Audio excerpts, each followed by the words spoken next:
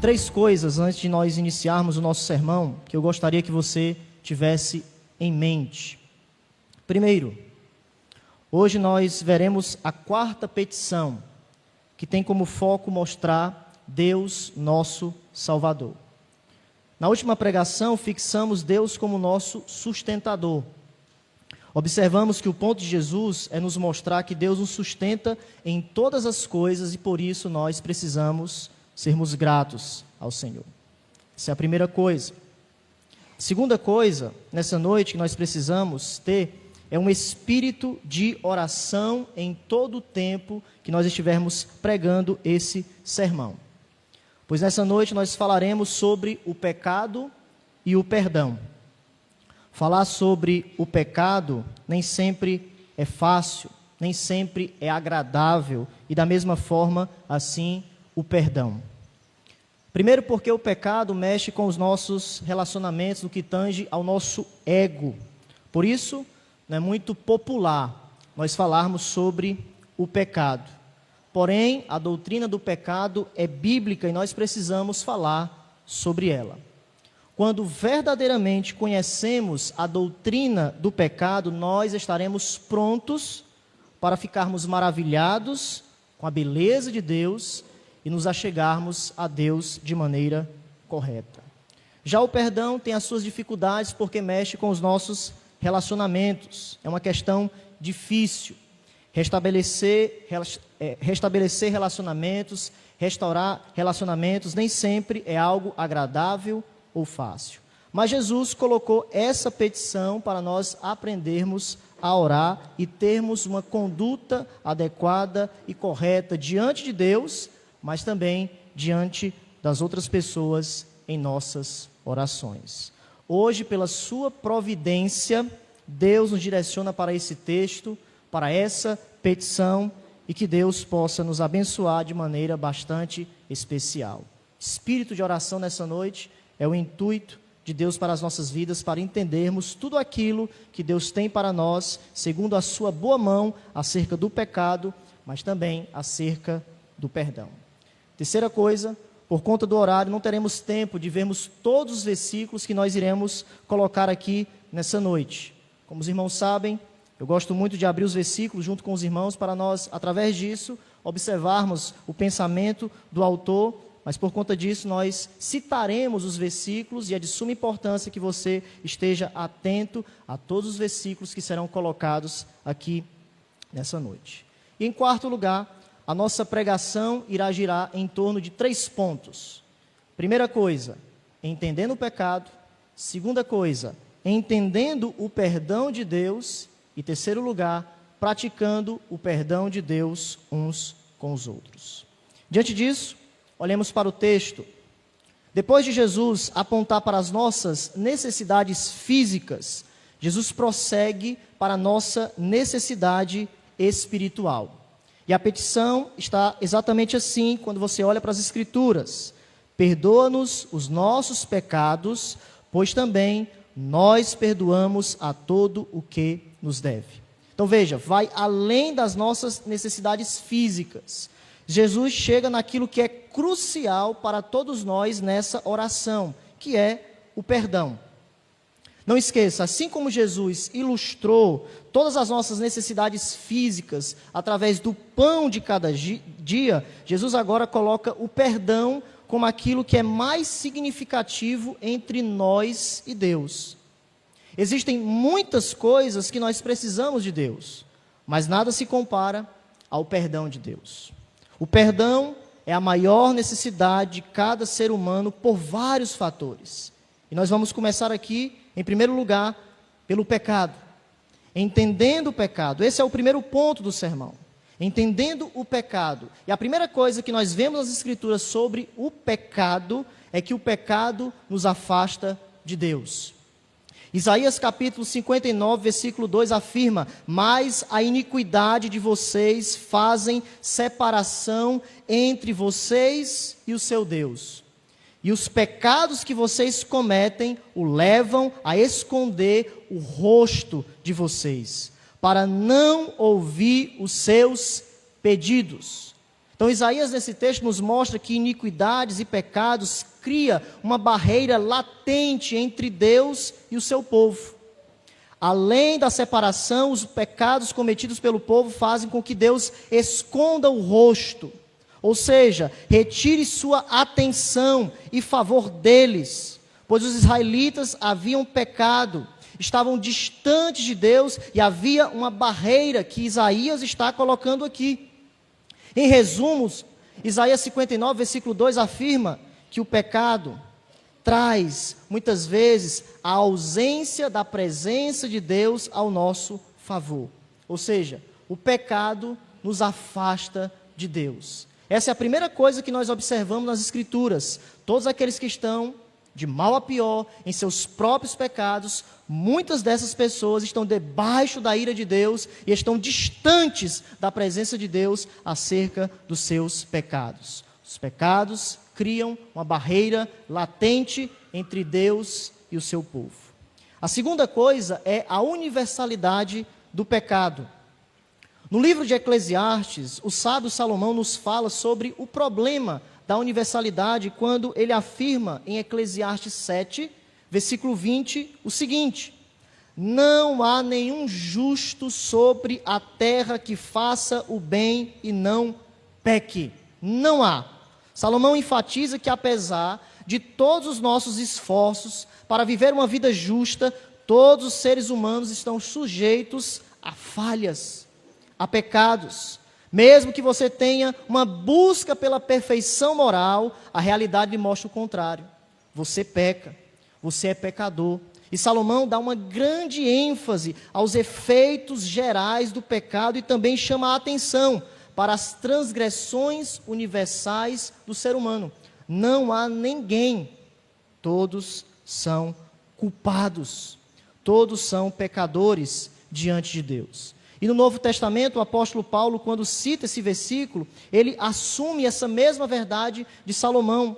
Capítulo 3, verso 10 e o verso 23, o apóstolo Paulo afirma: não há um justo, nenhum sequer, pois todos pecaram e carecem da glória de Deus. Veja, a universalidade do pecado. O ser humano é universalmente mau. Não importa as ações que você faça, tudo estará manchado com o pecado. Tudo, porque o pecado está enraizado em nossa natureza. Mas também o texto fala que todos pecaram e carecem da glória de Deus, no sentido de que a imagem de Deus foi perdida. Deus nos criou perfeitos, mas nós não conseguimos mais vivermos segundo a glória, que aqui pode ser colocada como a vontade de Deus, ou seja, o pecado nos destitui da imagem de Deus, segundo a qual fomos criados. Todos nós estamos muito aquém do que Deus exige, porque não há nenhum justo. Todos pecaram e carecem da glória de Deus. Primeiro, o pecado nos afasta de Deus. Segundo, a universalidade do pecado. Terceiro, a depravação do pecado.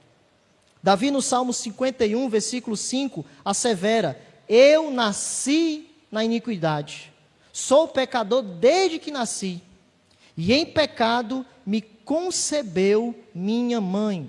Está dizendo o seguinte: desde que minha mãe me concebeu, eu sou pecador. Nós temos aqui um dos reconhecimentos mais profundos da pecaminosidade humana. Davi está nos dizendo que desde o ventre ele era pecador. Desde o momento de sua concepção, todos nós, assim como Davi, participamos da condição humana de pecado. Porque Davi vai nos dizer nesse texto, acerca deste relato, que o pecado não é somente um ato. O pecado é um estado, é uma condição no qual nós nascemos. Desde o momento em que eu nasci, desde o momento da concepção, eu já era um pecador. E a grande aplicação que nós aprendemos aqui é que as crianças também são pecadoras. Ninguém nasce inocente. Todos são pecadores. As crianças também necessitam de salvação. Logo, meus irmãos, nesses 3 pontos, afastamento, universalidade e depravação, nós aprendemos que o pecado é o atual monarca do mundo, governando o coração de cada homem, cada mulher e cada criança. O pecado contamina cada pessoa em todos os níveis: mente, vontade, afeições, emoções e conduta. Seu poder degenerativo torna as pessoas suscetíveis a doenças, enfermidades, ferimentos, tristezas, morte. O pecado é o culpado por cada casamento desfeito, cada lar dissolvido, cada relacionamento despedaçado. Resumindo, o pecado marca todo o nosso ser. Toda a destruição está atrelada ao pecado, porque o pecado tem devastado toda a humanidade. E diante desses 3 pontos, a primeira coisa que nós aprendemos nessa noite é que sem Cristo nós estamos perdidos. Estamos entregues aos nossos próprios pecados. Não há saída para você. Você é um pecador. Você está aprisionado a você mesmo. Você está preso aos seus próprios pecados. Você pode dizer, eu sou livre. Você é livre, mas para pecar. Você é livre para fazer aquilo que é mal. Você é livre para fazer os seus próprios desejos, as suas próprias concupiscências, para quebrar os mandamentos de Deus, como diz Salomão. Não há um justo sequer. Todos se extraviaram, todos são pecadores, todos praticam aquilo que está contrário à palavra de Deus. Como Romanos vai nos dizer, nós somos escravos do pecado, mas nós precisamos de Cristo. Porque quando nós estamos com Cristo, nós saímos da escravidão do pecado e entramos em um relacionamento de submissão a Jesus Cristo, ou seja, escravos de Jesus Cristo. Não saia nessa noite sem pensar nessa verdade. Sem Cristo, você está preso aos seus próprios pecados. Não há saída para você. Você está aprisionado a si mesmo. E somente o poder do Evangelho pode libertar a sua alma para verdadeiramente você ser livre em Cristo. Esse é o ponto das Escrituras. Somos pecadores, estamos perdidos e Cristo precisa vir sobre nós. O pecado nos afasta de Deus, nós temos a sua depravação, mas também nós temos a sua universalidade. É só nós olharmos para o mundo que nos cerca e nós observaremos que o pecado tem atingido cada governo, cada olhar humano, cada projeto, tudo está infectado com o pecado e por isso nós precisamos de Cristo. Diante dessa realidade do pecado, desse reconhecimento, nós vamos considerar agora sobre 2 coisas sobre o perdão de Deus. A primeira coisa é o perdão judicial de Deus e depois observaremos o perdão relacional de Deus. O perdão judicial de Deus, nesse primeiro ponto, se refere à justiça de Deus. O perdão judicial de Deus é nos concedido no momento da salvação. Todos aqueles que se arrependem e colocam a sua fé em Cristo, verdadeiramente recebem o perdão judicial de Deus. Judicial porque nós estamos diante do tribunal, porque somos pecadores e merecemos o castigo. Não há nenhum justo, mas quando nós colocamos a fé em Jesus, nesse tribunal, Deus, através da justiça de Cristo, nos declara inocentes. No tribunal de Deus, Deus nos declara pelos méritos de Cristo, nessa justiça de Jesus, através da imputação da perfeição do seu sacrifício, uma relação não mais de afastamento, não mais de depravação, mas uma relação judicial de que agora nós estamos com Cristo, vinde benditos para o reino do meu Senhor. 2 coisas estão relacionadas ao perdão judicial de Deus. Em primeiro lugar, a santidade do Senhor. Isso significa que o pecado precisa ser punido. Deus não pode ignorar o pecado ou ser indiferente a ele. Sua justiça, sua retidão, sua santidade exigem que todo pecado deva ser penalizado. Todo pecado cometido coloca a ira de Deus perante isso, porque Deus é santo. Ele não tolera o pecado. Êxodo capítulo 23, versículo 7, Moisés nos diz: fique longe da falsa acusação, não mate o inocente e o justo, porque não justificarei o ímpio. Moisés está nos dizendo: eu nunca declaro inocente aquele que é culpado. Então Moisés nos mostra que o caráter de Deus é a motivação para o comportamento justo. O profeta Naum, capítulo 1, versículo 3, proclama claramente: o Senhor é tardio em irar-se, mas grande em poder, e jamais inocenta o culpado. Por vezes, Naum está dizendo que Deus adia o merecido castigo dos pecadores, mas quem é culpado de persistir no pecado, nós sabemos, segundo as Escrituras, chegará o dia que enfrentará o juízo divino. O fato de o ímpio aparentemente prosperar não significa que Deus o considera inocente, ou que tenha esquecido da sua iniquidade. Não, sua justiça chegará no tempo certo, porque Deus não tolera o mal. E isso é importante, essa percepção de que Deus não tolera o mal, porque muitas vezes nós falamos que Deus é amor, mas em outros textos também afirma uma verdade muito pesada, mas bíblica.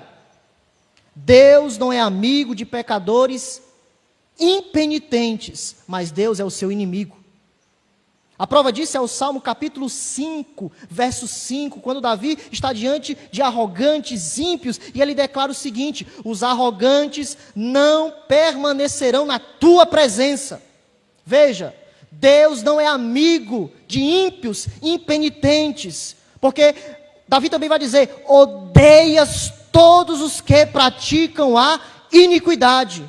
Davi está dizendo, nesse equilíbrio santo de Deus, ao mesmo tempo da sua graça perante os pecadores, há a justiça de Deus, no sentido que nós precisamos também entender que quando nós pecamos, nós estamos diante da justiça e da santidade de Deus.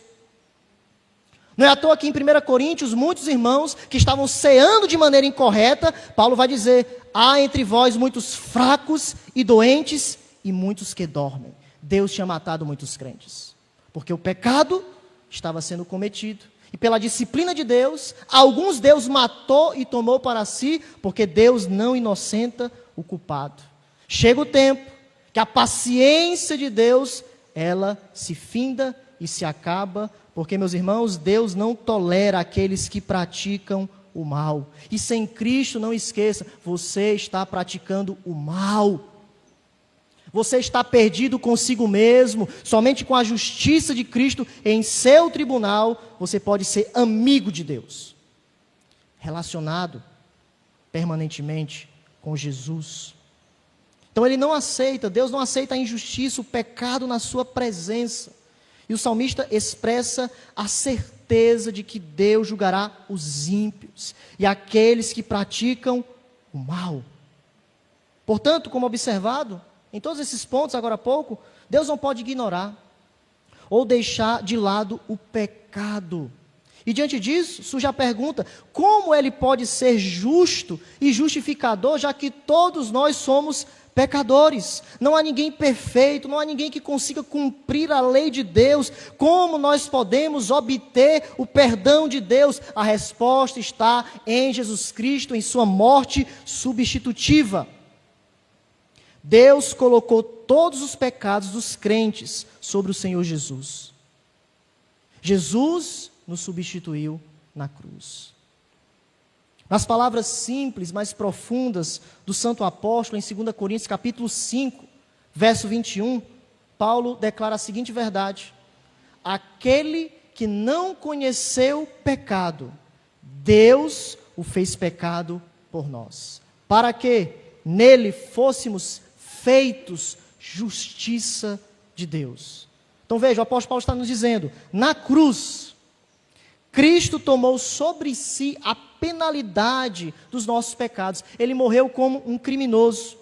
Ele fez isso sem nunca ter pecado. Ele estava nos substituindo na cruz. E o propósito disso era para que entrássemos num relacionamento correto com Deus e fôssemos feitos ou aceitos por Deus em justiça, em novidade de vida, por conta do sacrifício de Jesus. 1 Pedro, capítulo 2, versículo 24, carregando Ele mesmo em seu corpo, sobre o madeiro, os nossos pecados, para que nós, mortos para os pecados, vivamos para a justiça. Pelas feridas deles, de Jesus, vocês foram sarados. Cristo foi punido pelos nossos pecados, carregou os nossos pecados, carregou toda a ira de Deus, sofreu, foi castigado, foi condenado em nosso lugar, satisfazendo um Deus santo.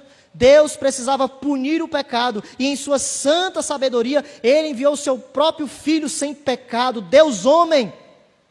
Ele se encarnou, viveu entre nós, teve sede, foi castigado, morreu por nós, sem pecado. E quando nós colocamos a nossa fé nele, nós temos a inocência, a justiça de Deus, por conta do seu sacrifício. Interessante que o texto vai nos dizer, mortos para o pecado. Ou seja, Cristo quando morre por nós, Deus olhando para a nossa vida, já que nós colocamos a nossa fé nele, é como se nós estivéssemos tão identificados com Cristo, que nós morremos para o pecado. Deus não nos olha mais como pecadores apenas, mas pecadores justificados pelo sangue de Jesus. E além disso, fomos sarados. Como nós fomos sarados? Pelas feridas de Cristo, pela morte de Cristo, por cada gota que Cristo derramou, por cada sofrimento, por cada agonia, por cada clamor, por cada petição, pelas feridas de Cristo na cruz, os crentes receberam a cura espiritual para a doença mortal do pecado. Jesus Cristo, o nosso tão grandioso Salvador. Logo, meus irmãos, esses versículos de 2 Coríntios e 1 Pedro nos mostram, ou nos demonstram que Deus não poupou o seu próprio Filho. Isaías vai nos dizer que se agradou em moê-lo, pelas suas pisaduras nós fomos sarados. Deus entregou o seu próprio Filho para morrer em nosso lugar, satisfazendo assim a sua própria justiça e tornando justificador de todos aqueles que creem em Jesus. Então, já que Ele é justo, Ele precisa punir o pecado. Como é que Ele pune? Através de Jesus. E através do sacrifício de Cristo, Ele torna justificador todos aqueles que colocam a sua fé nele. Justo e justificador, Cristo faz isso por cada um de nós. Dessa forma, ao satisfazer a sua justiça, Deus coloca o seu perdão disponível a todos aqueles que buscam esse perdão em Jesus. E duas perguntas precisamos fazer aqui. O que significa o perdão de Deus? Segunda coisa, como posso receber o perdão de Deus? Primeiro, o que significa? A Bíblia apresenta de maneira muito rica, tem muitos versículos no Antigo Testamento, a riqueza do Deus perdoador, mas nós lemos nessa noite algo que me chama muito a atenção quando Miqueias está profetizando acerca da redenção do povo de Israel, no capítulo 7, versículo 18 e 19, quando ele afirma, quem é semelhante a ti? Ó Deus, que perdoas a iniquidade e te esqueces da transgressão do remanescente da tua herança. O Senhor não retém a sua ira para sempre, porque tem prazer na misericórdia. Ele voltará a ter compaixão de nós, pisará aos pés as nossas iniquidades e lançará todos os nossos pecados nas profundezas do mar. Esses versículos, meus irmãos, são um excelente resumo de toda a teologia do Antigo Testamento. Deus é único. E a prova disso é que não há ninguém semelhante a Ele. Por causa do seu amor leal, por causa da sua misericórdia, Ele não vai destruir o seu povo. Ele vai disciplinar. Mas o mesmo Deus que disciplina é o mesmo Deus que restaura, por conta da sua compaixão, por conta do equilíbrio do seu amor, mas também da sua justiça, da sua misericórdia. Ele tem prazer na misericórdia. Essa expressão prazer na misericórdia é a afirmação aqui no texto que oferece a base do porquê Deus nos perdoa, é por conta da sua misericórdia. Deus não nos tratou segundo as nossas mazelas, segundo os nossos pecados, mas Deus olhou para nós, como nos diz Efésios, e nos predestinou em amor, e colocou o seu Filho em nós. O prazer da misericórdia de Deus, meus irmãos, é retratado aqui, Deus colocando os pecados nas profundezas do mar. Isso é muito interessante, isso é muito vívido para o contexto aqui dos Hebreus, onde a literatura hebraica traz muito essa questão da imaginação, da emoção, dizendo que os pecados foram colocados da mesma forma como Deus destruiu os seus inimigos. Quando Israel saiu do Egito, a primeira coisa que Deus fez, destruiu o faraó, afundou todos os seus inimigos, e ele está dizendo, da mesma forma, será assim com vocês. Eu destruirei o último inimigo, pecado. A restauração vai acontecer da mesma forma como eu fiz com seus inimigos. Eu trouxe vitória para vocês. Os inimigos do povo de Deus foram exterminados nas profundezas do mar, e o profeta está nos dizendo que assim como Deus lançou os exércitos de Faraó no mar, da mesma forma Ele lidará de uma vez por todas com os pecados do seu povo. Eles terminarão sua jornada como começaram. A mão forte de Deus estava perante eles. A vitória de Deus perante eles. A fidelidade de Deus vai vencer. A misericórdia de Deus ultrapassará todos os seus pecados, porque Deus, Ele é zeloso. Deus tem um amor leal, um pacto com o seu povo. O perdão, meus irmãos, é retratado aqui com a misericórdia de Deus. A gente pode colocar aqui essa expressão muito vívida, Deus pisando em nossas iniquidades. O que é isso? É Deus tratando da forma como Ele sabe, é Deus conhecendo os nossos corações, é Deus pisando em tudo aquilo que nós não conseguimos fazer, e Deus vai colocar nas profundezas do mar. Meus irmãos, quando nós olhamos para a nossa pecaminosidade, não há outra coisa a não ser nós recorrermos a Deus. Deus pisa, sara as minhas feridas. Ó Deus, assim como o Senhor fez no povo de Israel, vem, ó Deus, minando, destruindo, desfazendo tudo, pisando em tudo aquilo que precisa ser colocado para baixo, e me exaltando em Cristo. Deus pisando em nossas iniquidades.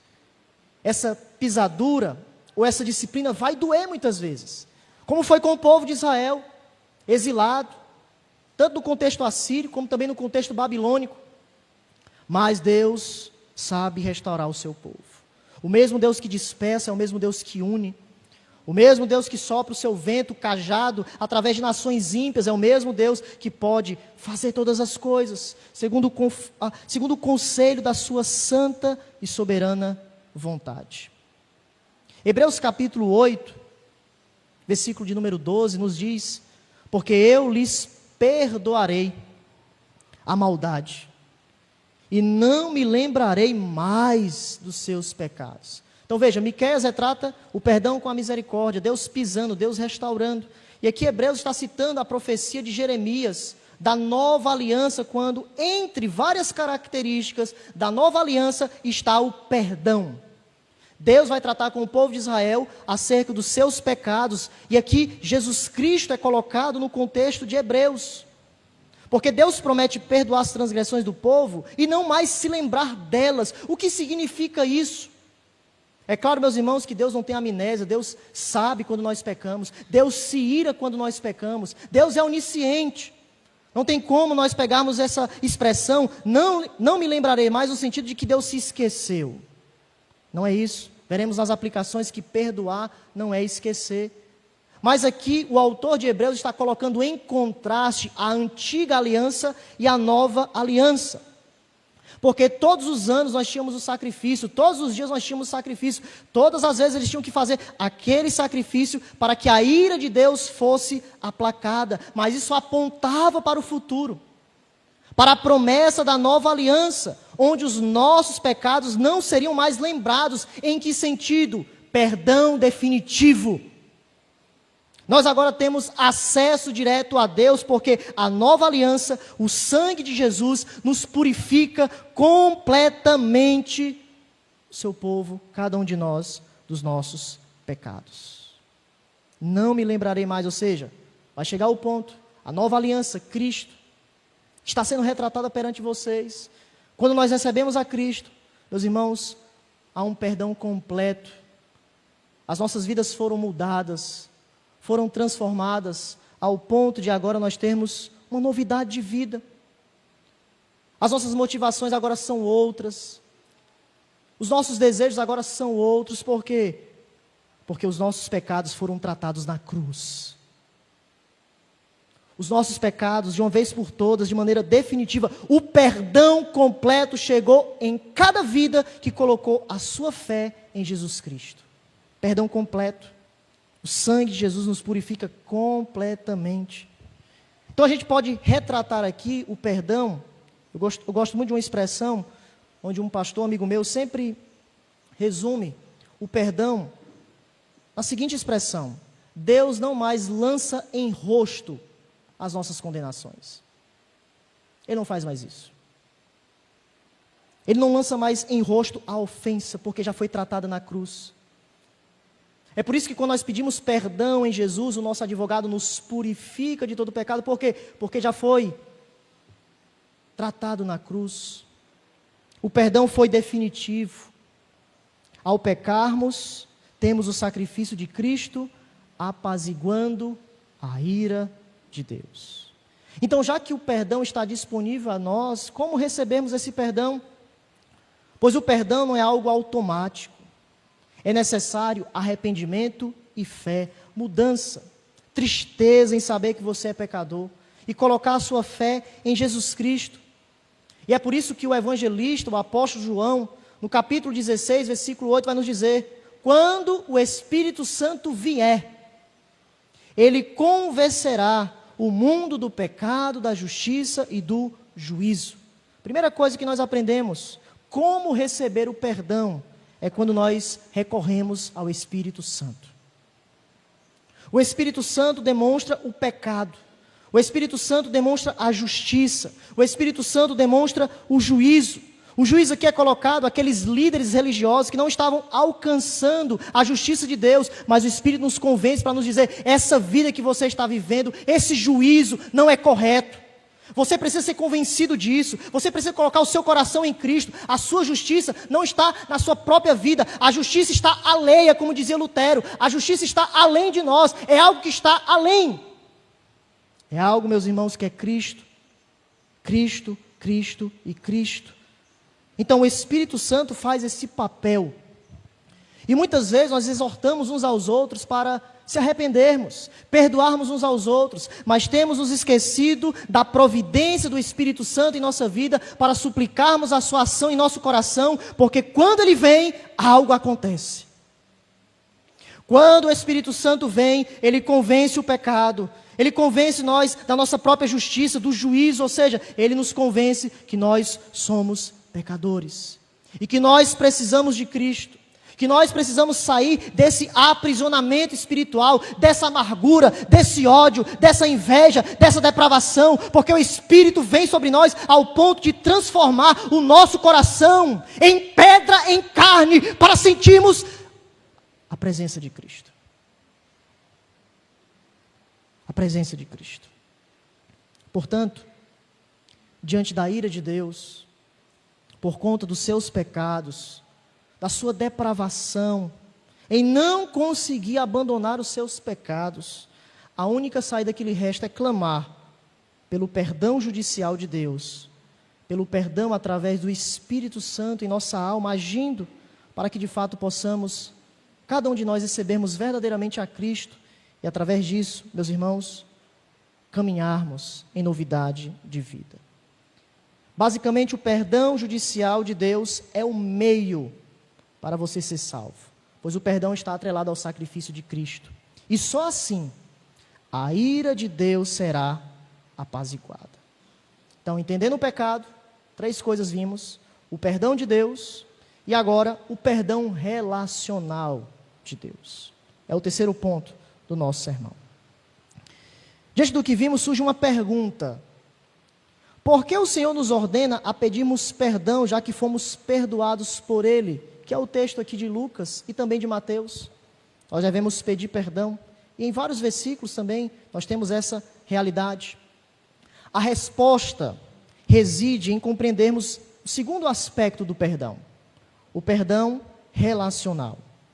Porque embora os pecados dos crentes do passado, do presente e do futuro tenham sido perdoados no momento da salvação, a Bíblia afirma que quando nós pecamos contra Deus, nesse exato momento, a comunhão com Deus é quebrada. Salvação e comunhão. São 2 coisas que estão relacionadas. Perdão judicial, salvos por Cristo, mas quando nós pecamos, nós estamos em uma vida de pecado, mesmo nós sendo crentes, nós temos uma comunhão quebrada. A posição não é alterada, somos justificados em Cristo, por conta da sua justiça. Mas não esqueça, os pecados afetam os nossos relacionamentos. Ao ponto de a nossa comunhão uns com os outros serem quebradas, mas também, acima de tudo, o nosso relacionamento com Deus. O perdão relacional. A oração de Davi, por exemplo, no Salmo 51, reflete essa realidade. No versículo 12 ele afirma: restitui-me a alegria da tua salvação e sustenta-me com espírito voluntário. Então Davi nesse texto não pediu para que a sua salvação fosse restaurada, mas sim que o seu relacionamento fosse restaurado com Deus. A alegria da tua salvação.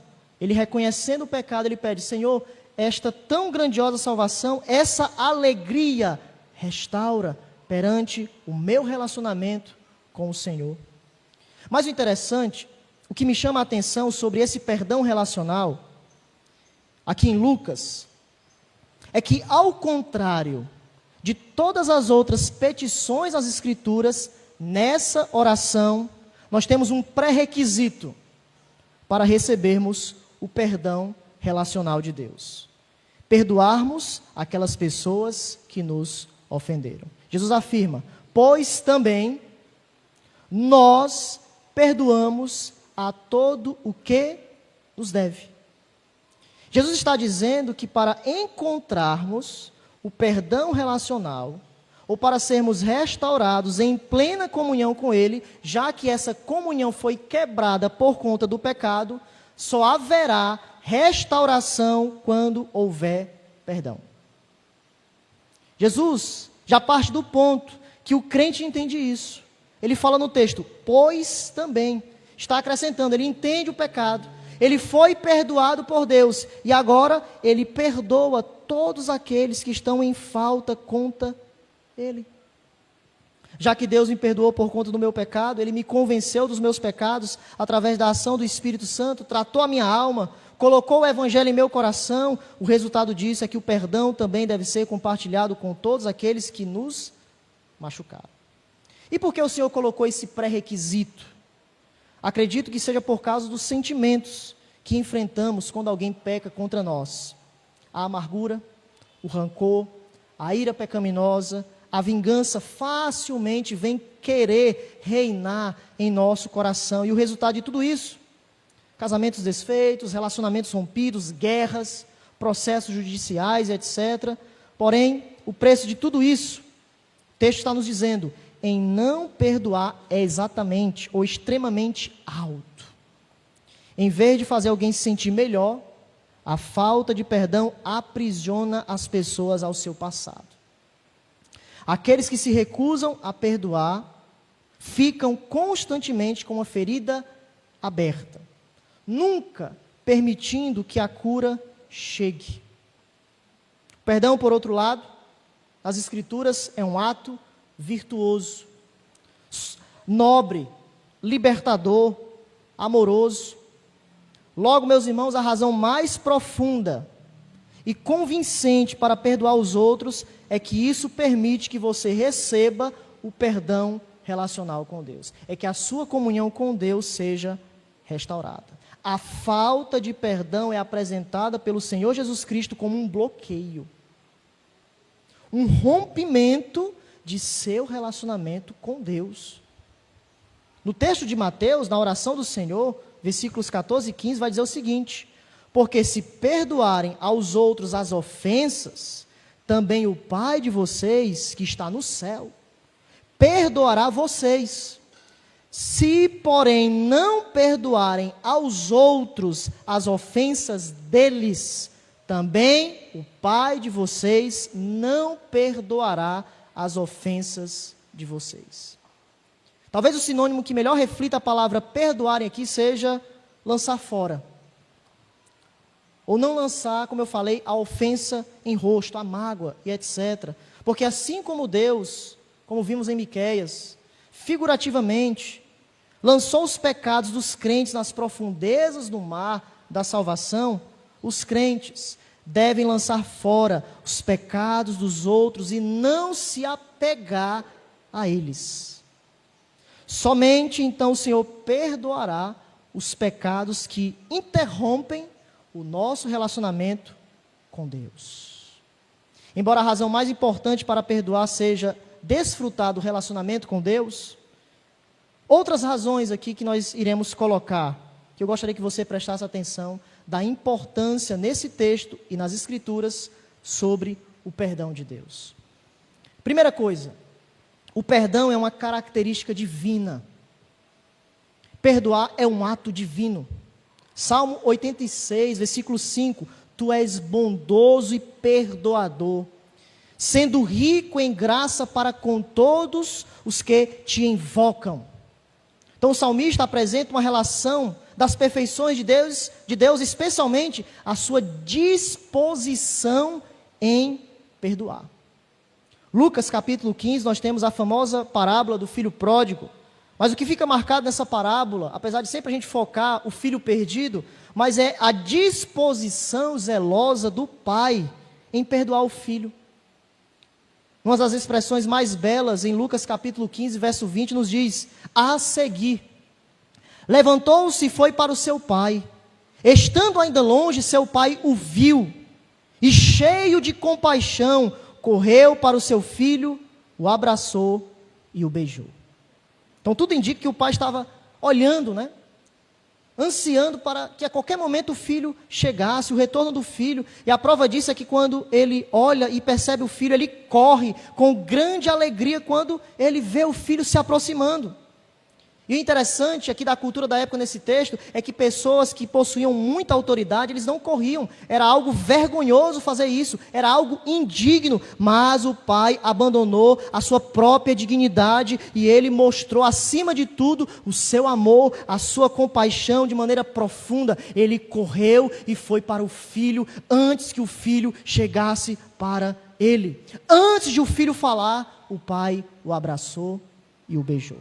Disponibilidade, disposição zelosa, porque o perdão é uma característica divina. Essa é a primeira questão. Perdoar é uma característica divina. Mas em segundo lugar, não perdoar viola o sexto mandamento. O sexto mandamento nos diz: não matarás. E Jesus vai nos dizer, quando ele acrescenta essa expressão não matarás, no capítulo 5, versículo 21 e 22, quando eles falam sobre vocês ouviram o que os antigos disseram para você, ele vai dizer: não matarás. E quem matar estará sujeito a julgamento. Mas eu lhes digo que qualquer que se irá contra seu irmão estará sujeito a julgamento. Jesus expande a compreensão do sexto mandamento, incluindo os motivos, os pensamentos, os sentimentos que levam, em alguns casos, o ato de matar, a ira pecaminosa, como nós percebemos aqui. Então não é apenas o assassinato que é proibido nessa passagem, mas também a falta de perdão que torna alguém um assassino no coração. Jesus está dizendo isso: se você estiver amargurado, se você apenas pensar, você já matou, você violou o sexto mandamento. Não perdoar viola a lei de Deus. E o interessante é que quando nós olhamos em 1 João, capítulo 3, versículo 15, nos diz, a proibição aqui, quem odeia seu irmão é assassino. E vocês sabem que nenhum assassino tem vida eterna em si mesmo. Então, no sentido espiritual, aos olhos de Deus, o ódio equivale ao homicídio. Ou seja, a atitude equivale ao ato. Os desejos equivalem ao ato. O ódio é a semente que leva ao homicídio. Como a gente vê nesse texto em 1 João, Caim, a prova que ele cometeu o ato é porque ele já tinha odiado em seu coração. Ele já era um assassino em potencial. A partir do momento que ele pensou, vou matar o meu irmão. A partir do momento que ele teve inveja, que ele se irou contra o seu irmão, ali ele já estava pecando, ali já havia o assassinato em potencial e depois foi concretizado. Terceiro, a falta de perdão torna a pessoa inapta para a adoração. No Sermão da Montanha, Jesus disse em Mateus capítulo 5, versículo 23 ao 24, portanto, se vocês estiverem trazendo a oferta ao altar, e se lá lembrar que o seu irmão tem alguma coisa contra você, deixe diante do altar a sua oferta. E vá primeiro reconciliar-se com o seu irmão, e então volte e faça a sua oferta. Quando um crente está ciente de um conflito, ou da falta de perdão para com outra pessoa, a situação precisa ser resolvida antes de você adorar a Deus. Porque a sua comunhão está quebrada. O perdão relacional está em defeito, e você não está de maneira devida sendo um verdadeiro adorador. Porque a reconciliação, Jesus vai dizer, precede a adoração. Pois o pecado não pode estar abrigado no seu coração. Salmo 66, verso 18. Se no coração eu tivesse contemplado iniquidade, o Senhor não teria me ouvido. Uma atitude aberta e honesta na adoração é crucial. Quando nós adoramos, meus irmãos, nós estamos de maneira aberta com Deus e consigo mesmo e com uns com os outros. É por isso que Timóteo vai dizer, levante as suas mãos sem ira e sem contenda, porque o crente quando adora, ele adora com Deus, mas também de maneira coletiva. Não deve haver nenhum empecilho entre nós, porque se estiver aqui havendo algum empecilho, não importa a quantidade de pessoas, não importa milhares e milhares de pessoas, os adoradores estão inaptos para adorar. Porque a reconciliação precede a adoração. Provérbios 15, 8, o Senhor detesta o sacrifício dos ímpios, mas a oração dos retos é o seu prazer. Deus olha além das ações exteriores, dos sacrifícios, e esse sacrifício precisa refletir o nosso coração. A oração, veja, a oração é algo íntimo, a oração dos retos é o prazer do Senhor. Meus irmãos, nós precisamos pensar acerca dessa questão da nossa adoração, diante da nossa conduta do nosso coração. Quarta coisa, a omissão em perdoar usurpa a autoridade de Deus. É tomar presunçosamente a espada do julgamento divino que não nos pertence. O julgamento pertence a Deus. A mão disciplinadora de Deus, o juízo pertence a Ele. Romanos 12, 19. Meus amados, não façam justiça com as próprias mãos, não deem lugar à ira de Deus, pois está escrito, a mim pertence a vingança, eu é que retribuirei, diz o Senhor. Então, recusar, perdoar, retira de Deus o seu direito. É como se você estivesse dizendo, eu que vou tomar as rédeas agora. A autoridade pertence a mim contra todos esses pecados aqui. Mas Romanos vai nos dizer que isso não lhe pertence. O que lhe pertence é restaurar a comunhão, e as demais coisas Deus faz segundo o seu juízo, a sua disciplina, segundo a sua vontade, porque Deus é mais sábio do que nós. E nós precisamos agirmos segundo a sabedoria de Deus. Em quinto lugar, Aqueles a quem Deus perdoou os pecados maiores devem perdoar as ofensas menores. E aqui nós vamos finalizar com outras aplicações, e eu gostaria que você abrisse em Mateus capítulo 18. Eu já tinha lido esse texto algumas vezes, mas nunca tinha parado para meditar e pensar, principalmente algo que me chamou a atenção, que é a natureza desse castigo. A parábola do credor incompassivo, nós temos um resultado muito trágico para uma pessoa que nem sequer pensou, meditou, desejou perdoar. E nós temos a ira de Deus de maneira implacável nesse texto, por conta que o rei, que é colocado aqui como sinônimo da presença de Deus, perdoou, mas aquela pessoa que recebeu o perdão, quando se relacionou com outra pessoa, pecados ali que eram menores, ele não perdoou, e a gente vê um resultado muito trágico aqui nessa parábola. O capítulo de número 18, veja os versículos 23 até o 35, a parábola foi motivada pela pergunta de Pedro. No versículo aqui de número 21, nós temos aqui uma pergunta de Pedro. Então Pedro, aproximando-se, perguntou a Jesus: Senhor, até quantas vezes meu irmão pecará contra mim, que eu lhe perdoe? Até sete vezes? Então, o que é que Pedro está retratando? O contexto da época. Os rabinos ensinavam que Deus perdoava até 3 vezes. Então, a primeira vez, perdoe, a segunda vez, perdoe, a terceira vez, perdoe. Mas Pedro, ele é generoso. Ele vai além, ele fala: Senhor, até 7 vezes? Mas nós temos aqui, diante da sugestão bondosa e generosa de Pedro, algo impactante de Jesus. Jesus vai responder com uma parábola desse credor incompassivo, para justamente mostrar que o perdão é gratuito e sem limites. Sem limites. Porque foi assim que Deus fez conosco. Surpreendentemente, Jesus, no versículo 22, responde, veja, Jesus respondeu: não digo a você que perdoe até 7 vezes, mas até 70 vezes 7, ou seja, 490 vezes. Jesus queria colocar aqui algo ilimitado. Ele colocou um número para justamente dizer assim: rapaz, 490 vezes, ou seja, é sempre, todas as vezes, nós precisamos perdoar. E ele faz isso, demonstra isso através de uma história. Se os irmãos continuarem olhando para o texto, por conta do tempo que já está avançado, um servo, um escravo de alta patente, provavelmente um governador aqui provincial, encarregado de coletar impostos. Este homem era culpado por uma dívida exorbitante. Veja o versículo 24. Uma dívida que ele não conseguia pagar. E passando a fazê-lo, trouxeram-lhe um que lhe devia 10.000 talentos. Não tendo ele, porém, com que pagar, ordenou o Senhor que fosse vendido ele, a mulher, os filhos e tudo quanto possuía, e que a dívida fosse paga. Então o servo, prostrando-se, reverente, rogou: sê paciente comigo, e tudo te pagarei.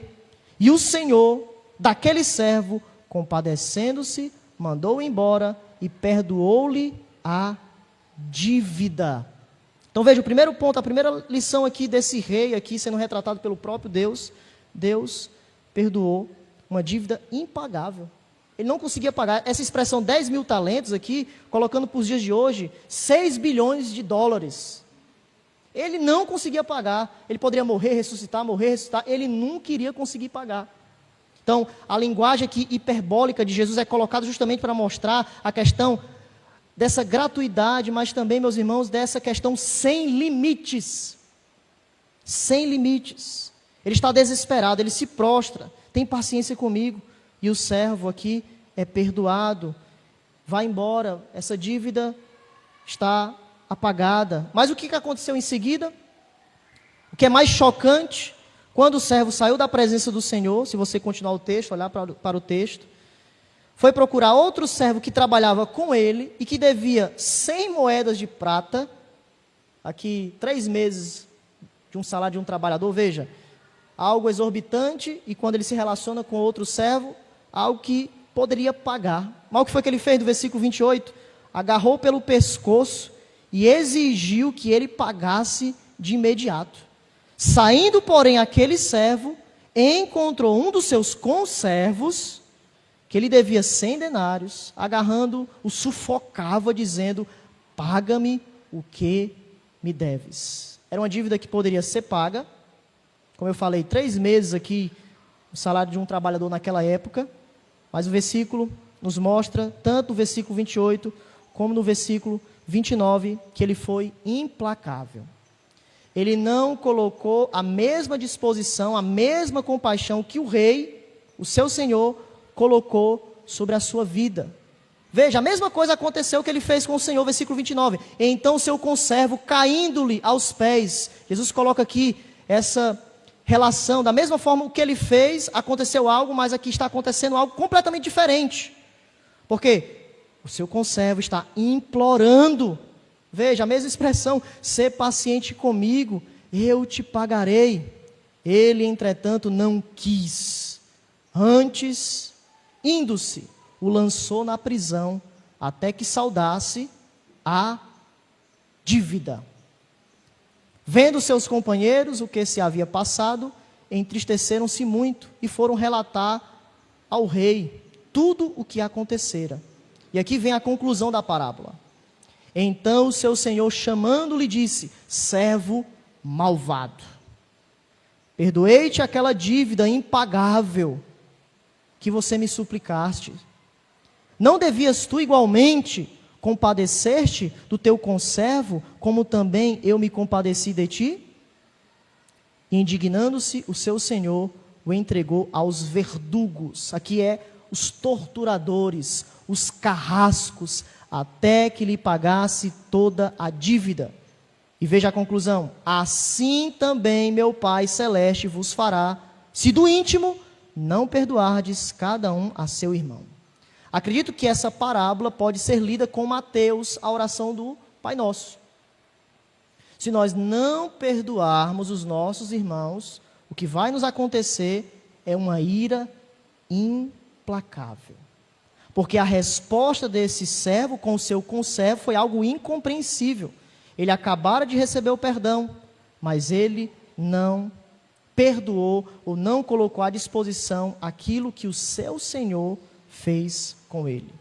E o que me chama a atenção, como sempre a gente fala das motivações do coração, assim também meu Pai Celeste vos fará, se do íntimo,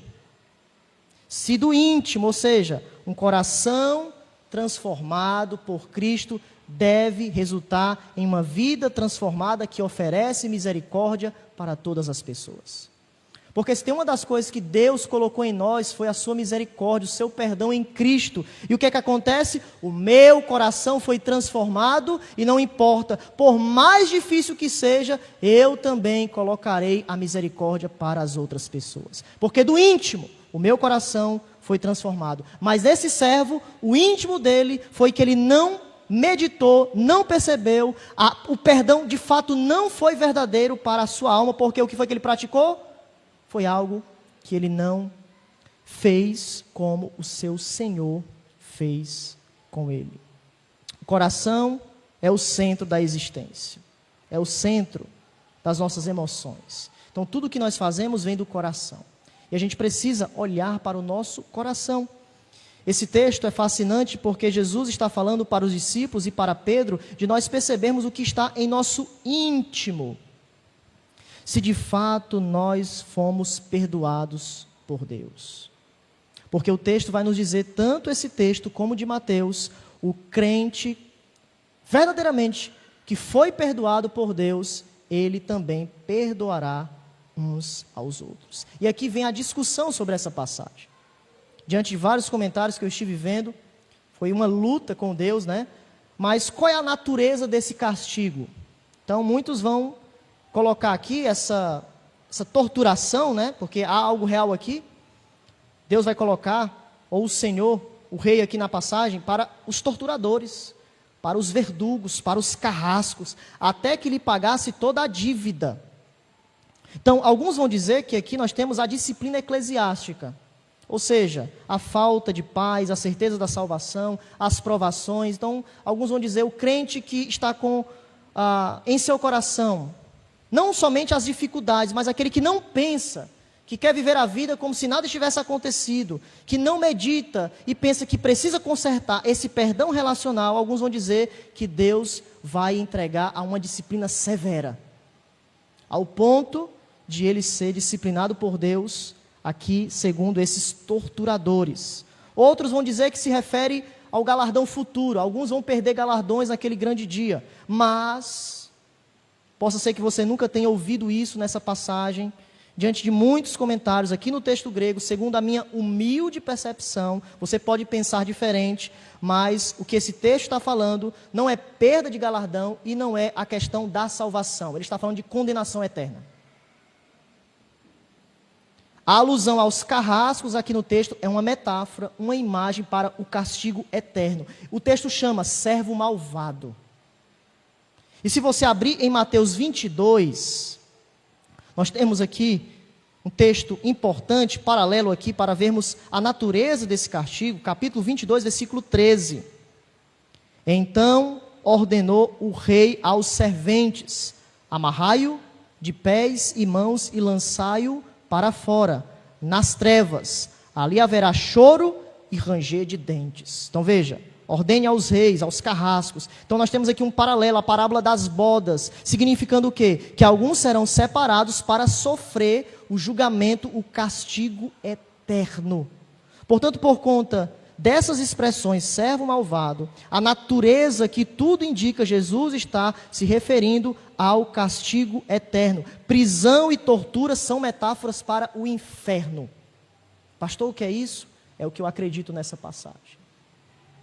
É duro, mas o evangelho também precisa ser dito segundo as escrituras, segundo a minha percepção como um pastor. E os dois pontos dessa parábola são o seguinte: a salvação é algo grandioso. O rei colocou, ele não conseguia pagar, mas também a parábola vai nos dizer que se uma pessoa não for igualmente misericordiosa para com o outro, significa duas coisas, ao meu ver nesse texto. Primeiro, ele não recebeu a misericórdia salvífica em seu coração. Ele não recebeu. Porque o versículo 32 e 33 afirma isso, chamando servo malvado. Eu te perdoei aquela dívida completamente impagável, mas você fez completamente o contrário. Então não foi um perdão de coração. Ele não, de fato, percebeu a importância da misericórdia em seu coração. E segunda coisa, ele será obrigado a pagar as consequências. E as consequências, versículo 34, até que lhe pagasse toda a dívida. A dívida era o quê? Impagável. Então ele vai sofrer de maneira eterna, porque ele não percebeu ou não teve a misericórdia em seu coração, e a dívida, o castigo eterno, será para sempre. É isso o que essa passagem, ao meu ver, quer dizer. E algumas aplicações para nós finalizarmos. Sei que o tempo está já avançado, mas eu acredito que é oportuno nessa noite. Primeira coisa, um crente que não perdoa pode ser salvo? É o que nós precisamos perguntar nessa passagem. Um crente que não perdoa pode ser salvo? A Bíblia responde da seguinte maneira, ao meu ver. Se você não tem um intuito, não está lutando para perdoar, por mais difícil que seja, não há nenhuma preocupação em seu coração, nada. Você quer viver de maneira... Não há nenhuma preocupação em seu coração de restaurar a comunhão com Deus e com o próximo. Há grandes indícios, preste atenção, de que a graça perdoadora, a misericórdia de Cristo nunca lhe alcançou. Nunca lhe alcançou. Porque aquele que recebeu misericórdia, o texto vai dizer, dará misericórdia. Aquele que ama o seu irmão, perdoará o seu irmão. Então veja, eu não estou dizendo aqui, certo, que há dificuldades. Há dificuldades. Porque pessoas a ira, né, a discórdia, muitas coisas vêm ao nosso coração. Mas o que eu estou dizendo é que se não há uma preocupação em seu coração, não há esse sentimento de restauração, você não está lutando contra isso, há grandes indícios de que a graça perdoadora e salvadora nunca lhe alcançou. Porque nesse servo aqui aconteceu exatamente isso. Segunda coisa, com isso não estamos afirmando que o perdão é uma obra. O perdão é um resultado da salvação. Um resultado de todos aqueles que foram marcados com a misericórdia de Cristo. Logo, o fruto do perdão também será visível com as outras pessoas. Deus colocou o seu perdão em nós, e aqueles que de fato receberam isso, demonstrará para todas as pessoas. Terceira aplicação, o perdão é um meio de graça para saber como anda o nosso coração. Por que é tão difícil às vezes perdoar? Porque estamos distantes do amor e da misericórdia de Jesus. A primeira coisa, meus irmãos, no perdão, nós não podemos olhar para o lado externo, nós precisamos olhar para aquilo que é interno. Então você não pode olhar para o próximo, no sentido é difícil, você primeiro precisa olhar para o amor de Deus em sua vida, o que Cristo fez por você. Então, eu fui alcançado por Jesus, eu não merecia, e agora por conta disso, diante da internalização do amor de Deus, da misericórdia de Deus, agora eu estou apto para também colocar a misericórdia para outras pessoas. Então o problema é que nós olhamos para o horizonte, para o horizontal, e se esquecemos de meditarmos sobre aquilo que é vertical. Primeira coisa que você precisa fazer é meditar sobre o perdão de Deus, sobre o amor de Deus, porque isso trará a capacidade para você fazer a mesma coisa com outras pessoas. E tanto essa questão do perdão, como também várias outras questões em nossa vida, em vários pecados que nós temos, é uma demonstração, é uma prova da misericórdia de Deus para que a gente olhe para si, examine a si mesmo, para saber se nós estamos na fé, para saber se nós estamos com Cristo verdadeiramente. Então o perdão é um meio de graça, para que o nosso coração esteja quebrantado com o Senhor. E por fim, em quarto lugar, perdoar não é esquecer. Nós não esquecemos das experiências vividas, especialmente aquelas que nos causaram feridas. E aqui eu fico lembrando como José esqueceria a indiferença dos seus irmãos. Como Cristo esqueceria da traição de Judas, ou da negação de Pedro. Como você se esqueceria da maledicência que foi proferida contra você. Como você se esqueceria do pecado exposto, um processo disciplinar, ou uma ferida aberta e cutucada constantemente? Como nós podemos nos esquecermos disso? A verdade, meus irmãos, que assim como Deus, nós lembramos de tudo.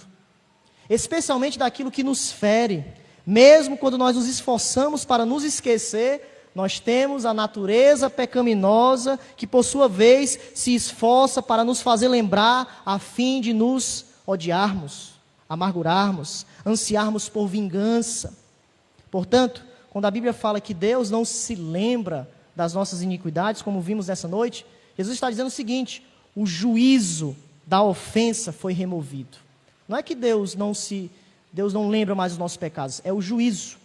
A ofensa foi apaziguada na cruz diante da lembrança de Deus de todos os nossos pecados. E é exatamente isso que nós devemos fazer uns com os outros. Nós podemos escolher reagir às nossas recordações em sintonia com os preceitos do Senhor. Nós podemos aquietar e prosseguir a nossa vida, ou deixar que as lembranças pecaminosas nos dominem, nos maltratando, nos levantando a maltratar os outros. Meu irmão, não esqueça isso. O perdão não é, antes de tudo, um sentimento, mas uma escolha que vai além dos sentimentos. É uma escolha, é um ato da vontade que deve nascer pelo conhecimento de Deus e acontecer pela submissão a um referencial. O referencial nessa noite não é a nossa própria cobiça, os nossos próprios desejos. O referencial nessa noite é o próprio Deus. Então, o perdão é uma promessa, um compromisso de não usar a ofensa contra alguém no futuro, de não falar com o outro sobre aquele problema, de não insistir. Meu irmão, eu já lhe perdoei, encerrou aqui, vamos para a frente, vida que segue. Não quero lançar mais a ofensa em rosto, perdoei e vida que segue.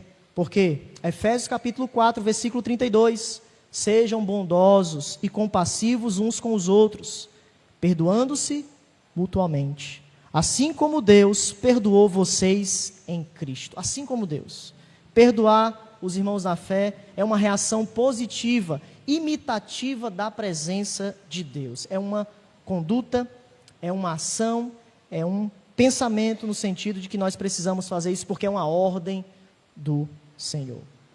Concluímos que o problema mortal que todos os homens enfrentam, é o pecado. A única cura é o perdão. E somente aquele que foi ofendido pelo pecado pode perdoar. Essas são as realidades centrais do Evangelho. Que nessa noite possamos olhar para os nossos pecados, mas além disso, para aquele que pode perdoar os nossos pecados. Diante disso, o que devemos fazer? Vamos terminar com Mateus capítulo 6, versículo de número 12, 14 e 15. O que devemos fazer nessa noite? Diante do pecado, diante do perdão de Deus e diante dos nossos relacionamentos. O texto nos diz: e perdoa-nos as nossas dívidas, assim como nós temos perdoado aos nossos devedores. Versículo 14. Porque se perdoardes aos homens as suas ofensas, também vosso Pai Celeste vos perdoará. Se, porém, não perdoardes aos homens as suas ofensas, tampouco vosso Pai vos perdoará as vossas ofensas. Que o amor de Deus, o seu perdão gratuito e ilimitado esteja em nosso coração verdadeiramente, porque assim perdoaremos, por mais difícil que seja, uns aos outros, e o perdão relacional será restaurado. Amém? Graças a Deus pela sua palavra, a sua mensagem nessa noite.